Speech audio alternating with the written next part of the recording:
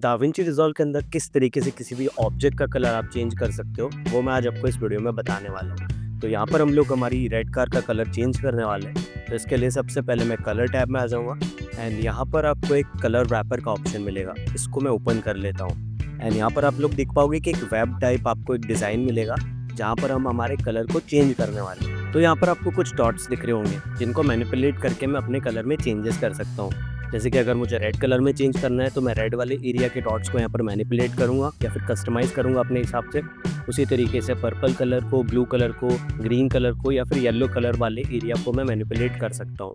तो सपोज़ अगर मुझे इस रेड कार का कलर चेंज करना है तो मैं इस रेड एरिया में जितने भी डॉट्स हैं अगर उनको मैं मूव करता हूँ तो आप लोग देख पाओगे कि मेरी कार का कलर यहाँ पे चेंज हो रहा है। तो कुछ इस तरीके से आप इसमें चेंजेस कर सकते हैं या फिर अपने ऑब्जेक्ट का कलर चेंज कर सकते हैं। तो आप लोग का क्वेश्चन होगा कि यार इतने सारे डॉट्स यहाँ पर क्यों दे के रखे हैं? अगर कलर ही चेंज करना था तो हर एरिया में एक-एक डॉट भी यहाँ पर ये लोग दे सकते थे। बट यहाँ पर हम लोग को देखना होगा कि जो टॉप मेरे डॉट्स हैं अगर मैं उनको मूव करता हूँ तो एक बहुत ज़्यादा सैचुरेटेड कलर मेरे को यहाँ पर देखने के लिए मिलता है। जैसे कि यहाँ पर पूरी तरीके से एक ब्लू कार मेरे को दिख रही है and same as it is अगर मैं इसको ग्रीन में लेके जाता हूँ तो एक पूरा डार्क एंड सैचुरेटेड ग्रीन मेरे को यहाँ पे देखने के लिए मिलेगा। बट वहीं पे अगर मैं यहाँ पर मिडल वाले डॉट्स को मूव करता हूँ तो आप लोग देख पाओगे कि यहाँ पर पूरी तरीके से मेरी कार का कलर चेंज नहीं हो रहा है एंड जहाँ पर रिफ्लेक्शन है वहाँ पर कुछ एक अजीब सा कलर ये मेरे को दे रहा है एंड मोस्ट ऑफ दैट ये एक रेड का शेड मेरे को यहाँ पर देखने के लिए मिल रहा है। तो मैं ट्राई करूँगा कि मैं आपको ईजिएस्ट वे में इसको समझा पाऊँ।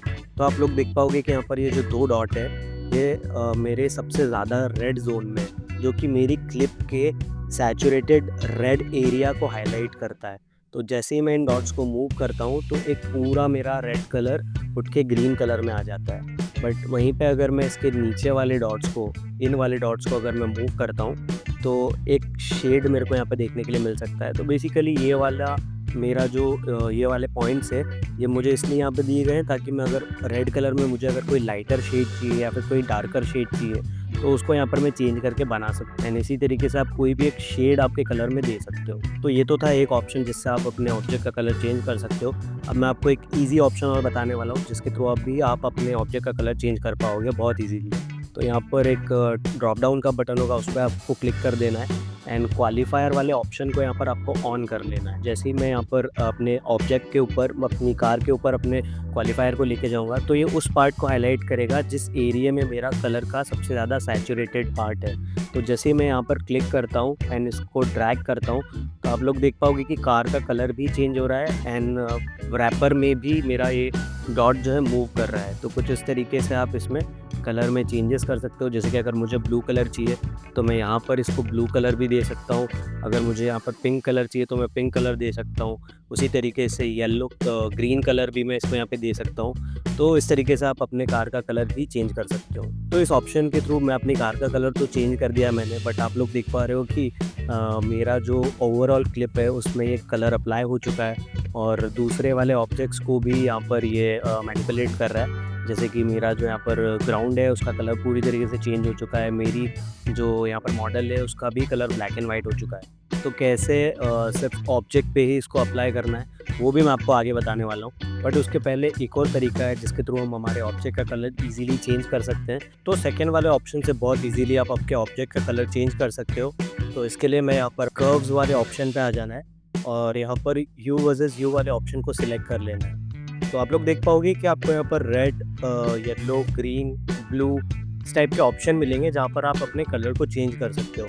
तो अब जैसे ही मैं यहाँ पर कर्सर को ऊपर लेके जाता हूँ तो आप लोग देख पाओगे कि मेरी ऑब्जेक्ट का कलर चेंज हो रहा है और बहुत ही इजीली मैं इसको कलर को यहाँ पे चेंज कर पा रहा हूँ। तो अब आ जाते हैं वीडियो के मेन पार्ट पे, जहाँ पर मैं आपको बताने वाला हूँ कि किस तरीके से सिर्फ ऑब्जेक्ट पे ही आप इस कलर को अप्लाई कर सकते हो बिना अपने ग्राउंड को या फिर अपनी मॉडल को या फिर किसी भी और आपकी क्लिप में अंदर किसी चीज़ को इफेक्ट किए बिना। तो यहाँ पर सबसे पहले हम लोग को मैजिक मास्क में आ जाना है एंड आप लोग को बेसिकली करना क्या है कि आप लोग को अपने ऑब्जेक्ट के ऊपर या फिर मैं यहाँ पर अपनी कार को यहाँ पर मास्क करने वाला हूँ। तो मैं मैजिक मास्क को यहाँ पर क्रिएट करने वाला हूँ। तो मेरे को बेसिकली उस पार्ट को हाईलाइट करना है यहाँ पर जहाँ पर मेरा कलर दिख रहा है मेरे को और मेरा ऑब्जेक्ट है। तो मेरे को यहाँ पर सारे पार्ट को कवर कर लेना अच्छे तरीके से। तो कुछ इस तरीके से ये मास्क मेरा बन के रेडी है एंड आप लोग देख पाओगे कि जब मैं कर्व्स में जाके इसको मूव करता हूँ तो सिर्फ मेरी कार का ही कलर चेंज हो रहा है और बाकी किसी भी चीज़ को ये इम्पैक्ट नहीं कर रहा है। देन कलर चेंज करने के बाद में आप लोग को मैजिक मास्क में आ जाना है। देन यहाँ पर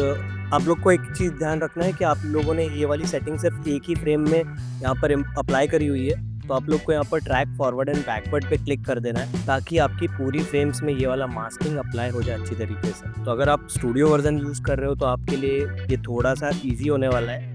एंड इसको फ्री वाले वर्जन में भी कैसे करते हैं वो भी मैं आपको बताने वाला हूँ। तो फ्री वाले वर्जन में इसको अप्लाई करने के लिए आपको यहाँ पर अपने ऑब्जेक्ट पे मास्किंग करना पड़ेगा एंड मैन्युअली आपको एक टूल से यहाँ पर इसको मास्क करना पड़ेगा।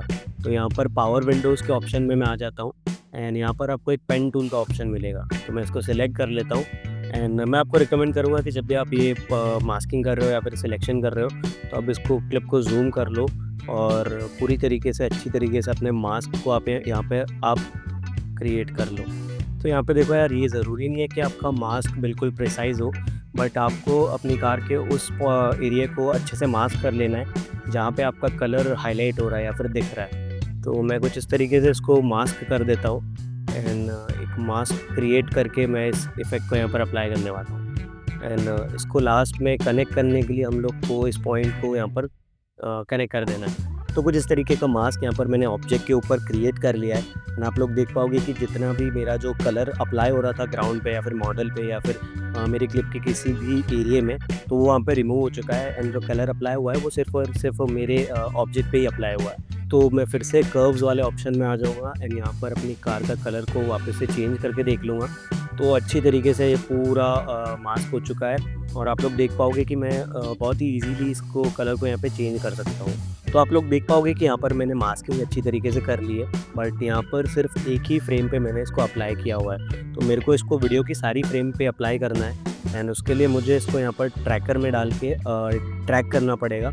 तो मैं ट्रैकर वाले ऑप्शन पे आ जाता हूँ यहाँ पर and track forward and backward पे क्लिक कर देता हूँ। तो एक अच्छी सी ट्रैकिंग मेरे को यहाँ पर देखने के लिए मिलेगी जो कि मेरे मास्क को फॉलो करेगा। तो अब मैं अपनी वीडियो को चेक करता हूँ एंड आप लोग को एक बहुत बढ़िया सा रिज़ल्ट यहाँ पे देखने के लिए मिलेगा जहाँ पर ट्रैकिंग के साथ साथ में मेरे ऑब्जेक्ट का कलर भी चेंज हो चुका है। तो कुछ इस तरीके से बहुत ईजीली आप अपने ऑब्जेक्ट का कलर चेंज कर सकते हो दाविंची रिज़ॉल्व के अंदर।